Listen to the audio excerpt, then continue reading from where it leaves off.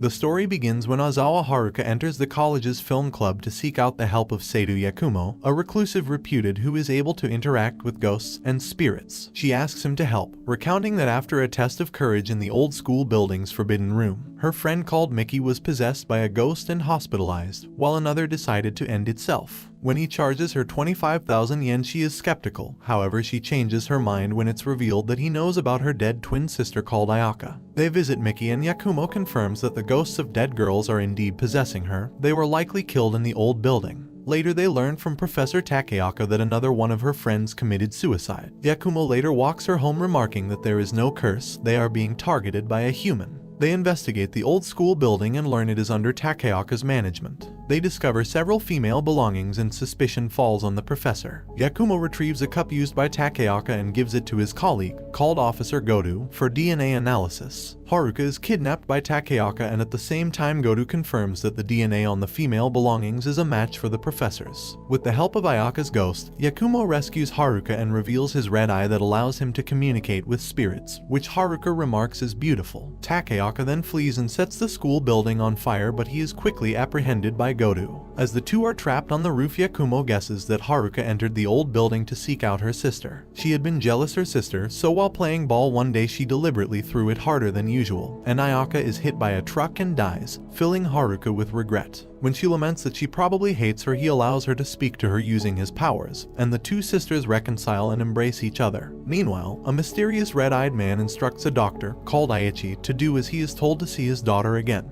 After appeasing the spirits in Mickey's body, Haruka remarks that speaking to a spirit never occurred to her. Yakumo expresses his dislike of forced exorcisms and his disdain for bogus psychics. She asks for more time to pay the 25,000 yen fee, however he tells her that Mickey's father had already paid her, so their contract ends here. While working part-time, she meets a businessman called Iri and his assistant Kunamatsu. She overhears them speak about a cursed fox shrine, and Kunamatsu explains that they are currently working to merge the city's two fox shrines into one. Haruka pays a visit to the shrine and is startled by a fox-masked ghost. She runs into Ishin, who introduces himself as Yakumo's uncle, noticing one of his eyes are red, and asks if he can also see ghosts, but he explains it is just a contact lens so that Yakumo does not feel alone. She also meets Nao, Yakumo's deaf cousin. Haruka chases after Yakumo and sees him talking to another girl. She passes by the fox shrine again and finds Iri by the statue. Suddenly the searchlights explode and a girl's laugh is heard, and Yakumo pushes her out of harm's way. He explains that this is not the work of a ghost but by human. He points to a nearby shed and Kunamatsu emerges. Kunamatsu explains that Iri had planned to elope with a girl called Kuniko, with whom his parents did not approve of. He dispatched a messenger to have her wait by the Eastern Fox Shrine, but he told her to wait at the West by accident.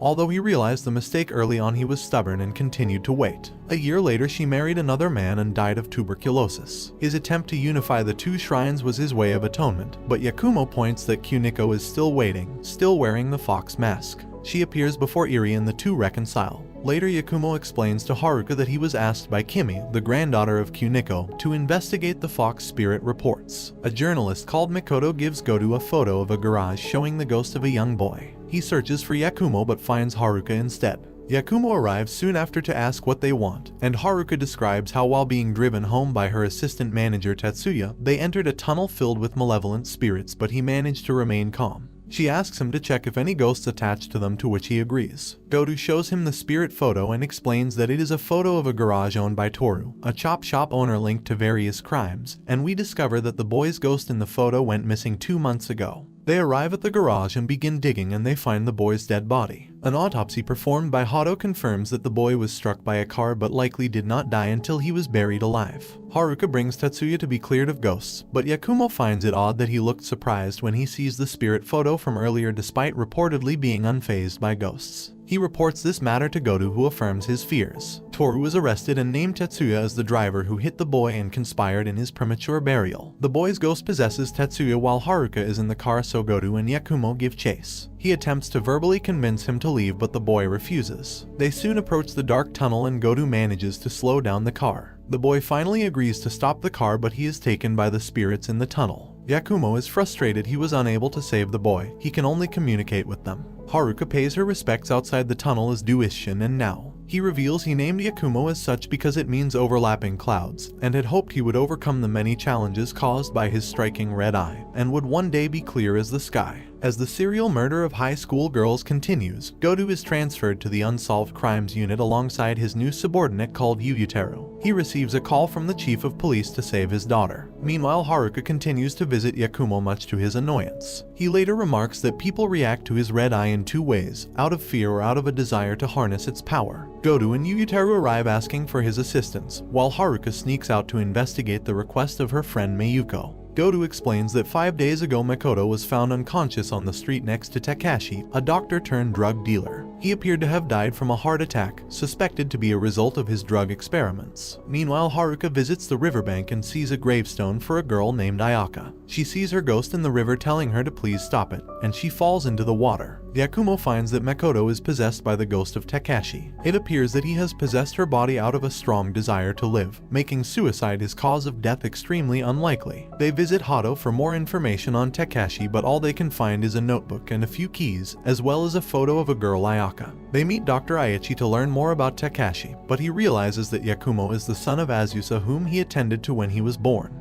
His mother tried to kill him 10 years ago, with the only memento being the necklace he tore from her neck. He learns that he was the doctor who delivered him, and when he learns his mother was terrified of his red eye at birth, he sullenly storms out. He later tries to throw out the necklace by the river, but Haruka stops him, reasoning that she was still his mother. She asks him not to carry every burden himself and the two embrace. After investigating Ayaka's grave by the riverbank again, Yakumo warns Haruka not to do something so dangerous again. They return to Aichi, where he explains that Takashi was a close family friend and his junior in medical school. Ayaka is Aichi's daughter and she died from a river flash flood. Yakumo asks him if he is trying to resurrect her, to which he replies, "Is that so wrong to wish for?" They investigate the use of the keys. Yuyuteru finds a duffel bag full of cash, while Godu and Yakumo find the missing girl inside a floodgate maintenance room. Takashi is named the culprit of the serial murders and kidnappings, but the issue regarding Makoto has yet to be solved. Hato shows Godu and Yakumo photos of the victims who strangely had peaceful looks on their faces despite drowning to death. Godu spots another photo showing the red-eyed man, and they realize Aichi is involved with him. As Haruka is tased by one of Aichi's accomplices, Yakumo and Godu race to another floodgate as instructed, where they find Aichi throwing Haruka over the railing. She plummets to the river below despite Godu's best efforts, but Yakumo just manages to save her. Later, he brings him and the possessed Hijikata to Aichi's clinic. Aichi explains that the red-eyed man told him that if a girl his daughter's age died, then she could possess the body. He confesses that Takashi was not a junior but someone he had hired to kidnap the girls. However, Yakumo reveals the photos, and with Haruka's testimony, the grisly truth is revealed. Every time a girl was sent to the depths, his daughter indeed possessed his body, but only to ease their suffering, and she soon succumbed to the fear of dying once more. Every time Aichi attempted to resurrect his daughter, he was merely killing her again and again. Hence why her one wish was always, "Please stop this." Satisfied, Takashi leaves Hijikata's body, and as they pay their respects at Ayaka's grave, Yakumo sees the red-eyed man, his father, across the river. Haruka's friends tell her to dress up more so she can find herself a boyfriend, and they tease her about Yakumo. While she denies seeing him as a love interest, but she sees her friends pointing a guy in her direction. She brings Yakumo a case, and at the man's behest his apartment is haunted by a ghost. They visit the real estate agency that rented him the apartment at an extremely low price. The agent explains that a previous tenant, called Kimiko, died of a respiratory illness and has haunted the room ever since. The pair question one of her coworkers, who described her as far too serious and refrained from dressing up or wearing makeup. At the man's apartment, they find a small envelope hidden behind a mirror. Kimiko's ghost tells them to burn it without looking at it. They return to the temple and prepare a pyre, but Haruka breaks the promise and looks inside the envelope, finding a photo of her dressed up in fancy clothes. She realizes that she never dressed up for anyone but herself. She apologizes to Kimiko's ghost before burning the photo, who then reveals herself and tells her to do her best. Later, Yakumo compliments now on her new cardigan after he had ignored it earlier. Haruka playfully pokes him in the side, revealing him to be ticklish, causing herself and now to laugh. Haruka invites Yakumo to watch her perform for the music club and says he'll drop by if he feels bored. Meanwhile, his father sets his plan into motion. Makoto investigates an eerie mansion where she finds a girl collapsed on the floor who cries out for help. However, her face shows she has something else up her sleeve. The matter is brought to Yakumo, who is familiar with the mansion as the site of the Nanace murders, where a family was brutally killed 15 years ago. However, their daughter Miyuki was strangely missing. He agrees to cooperate, and they watch the video with Makoto, who informs them that the footage was taken by a reporter named Yukiko.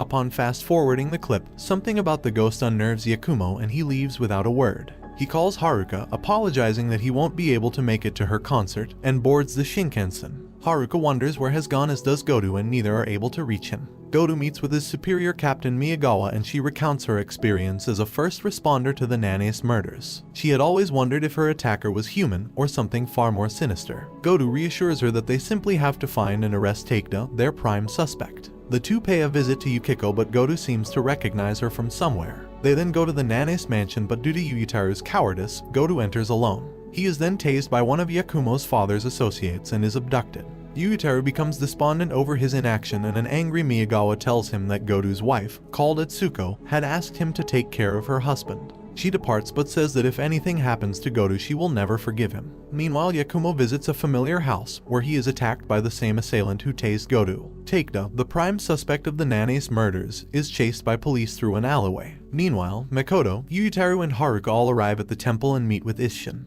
Upon seeing the clip, Isshin is horrified to see that the ghost is Azusa, his sister and Yakumo's mother. Yutaru has lost his nerve and suggests that they bring this matter to the police instead, and Haruka voices his disapproval of him. Yutaru storms out, followed by Makoto, who manages to talk some sense into him. Meanwhile, Haruka visits the grave of Akane, who was Yakumo's middle school teacher. He blamed himself for her death and once attempted to stab out his red eye. They regroup and reconcile at the house, and Haruka finds a critical clue. The footage was not from the Nanace mansion, but somewhere else. Yutaru and Makoto both confirm that the girl known as Yukiko was an alias, and none of the information she provided was true. Isshin shows them a letter written by Keiko, Haruka's mother, to Azusa. He explains that Azusa was once abducted by a man and she was aided by Keiko during her escape. At the time, both of them were pregnant with Haruka and Yakumo, and Isshin is all the more convinced that they are connected by fate. They open the letter and they are shocked to learn that Azusa's fiancé was none other than Takeda, the murderer. After bringing Haruka home, Yutaru begs Miyagawa for files regarding Takeda so he can search for Goto. She instructs him to meet her in the 4th floor bathroom, where she gives him all the information he needs. Meanwhile, the assailant has returned, planning to abduct Haruka, but Takeda appears, with the entire police force on his tail, forcing her to retreat. In his mind, he has promised to always protect Yakumo, who is now currently tied up and beaten.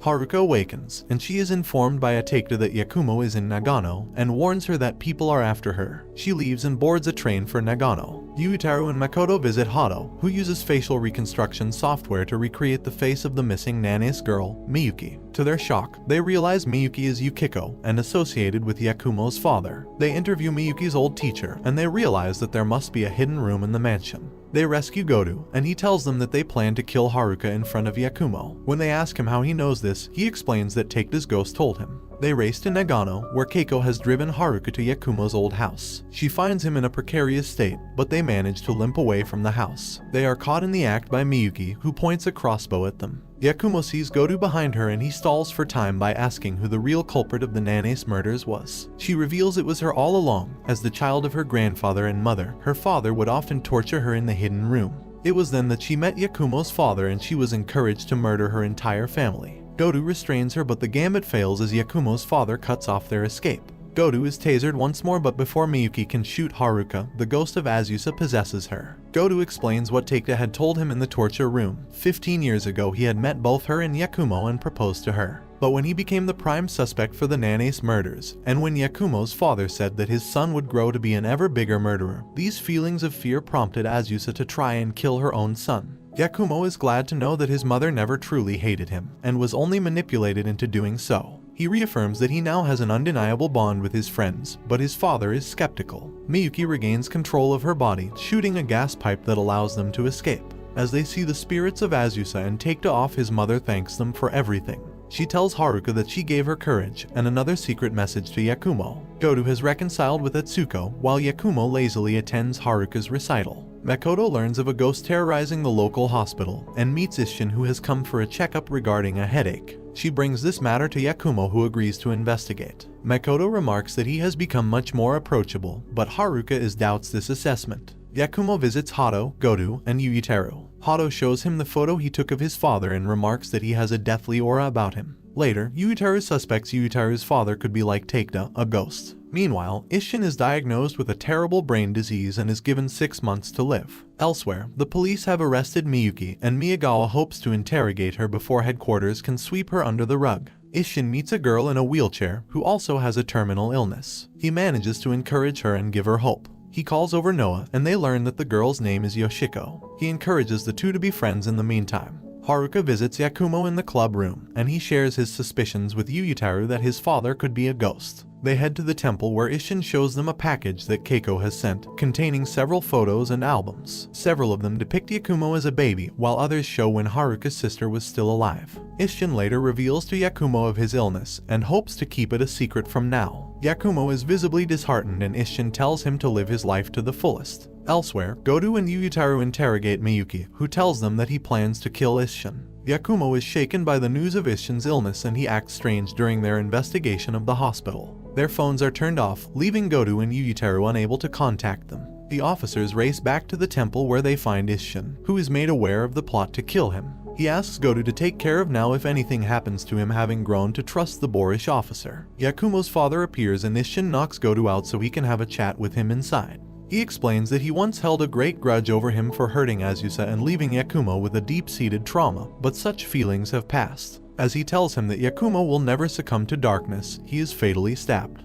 Meanwhile, Yakumo witnesses the ghost, but contrary to the reports, she begins apologizing to patients she has scared in the past. They then get a call from Yuyutaru informing them of the stabbing. Isshin is soon brought to the hospital, but the doctor declares him brain dead. This enrages Godu, who threatens to arrest him, but Yakumo tells him to calm down. Godu fulfills his promise to Isshin and takes Now home with her, leaving Yakumo to watch over his uncle. Things become complicated when the lead investigator of the Nanes murders 15 years ago, in order to save face for naming Takeda as the culprit, releases a gag order on all things related to the crime, preventing the media and officers from reporting or writing about Isshin's stabbing or Miyuki's confession to the crime. Godu has Hato examine the temple for any clues relating to Yakumo's father, but it is just as suspected. With no traces whatsoever, they confirm that he is nothing but a ghost. He visits Miyuki in her cell, who is initially glad to see him again, but he ends up injuring her instead. Godu is ordered by Miyagawa to tend to Now in her time of need, while Haruka gives Yakumo Isshin's red contact lens, which he had worn so that Yakumo would never feel picked on for having different eyes. Isshin is registered as an organ donor, but Yakumo refuses to give his consent as he has yet to see his ghost. However, he does see the ghost girl from earlier, and they follow it back to the room of the girl, Yoshiko. The doctor explains that her doctor, Sakakibara, tried everything he could, but unless she gets a transplant in 6 months, she will die. Yakumo's hatred begins to grow, unnerving Haruna. Haruka tells Godu that Yakumo has figured out the culprit behind the attack, but it is not his father. She tells him that he has become rather cold, and Godu remarks that he was like that in middle school. He says that he has changed drastically since then, and he credits Haruka for that change. Godu then gets a double whammy of disconcerting news. Miyuki has escaped, while Yakumo is spotted at the hospital, but not to visit Isshin. Yakumo visits Sakakibara, whom he accuses of leaving Isshin brain dead on purpose to force an organ transplant for Yoshiko. He reveals that he knows Yoshiko is his daughter, as well as other evidence that gives him the perfect opportunity to ensure that the transplant goes forward.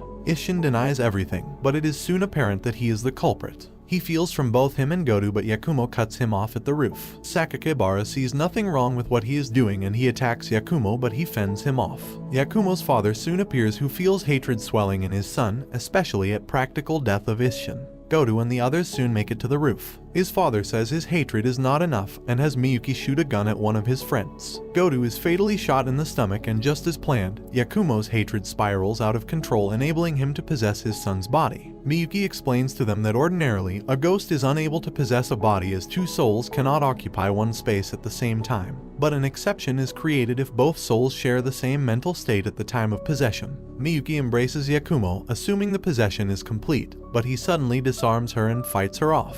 As she is held at gunpoint by Yuyutaru, it is revealed that Yakumo managed to fight off the possession, and his second red eye was Isshin's contact lens. Not wanting to be in a cycle of hatred, he finally consents to the organ transplant, on the condition that Sakakibara gives himself up to the pulse after. He drops to his knees, thanking him profusely. Yakumo's father's plan is foiled for now, but he remarks that as a ghost, he will exist for as long as his desire to possess his body is alive. He bids them farewell and disappears. Realizing she was just used all this time, Miyuki jumps off and escapes. They chase Miyuki, but she has now lost all will to live and she drives her car off of a winding road, ending herself. Meanwhile, Godu's organ transplants are successful. Although saddened that his uncle has died, Yakumo is comforted knowing it is what he would have wanted.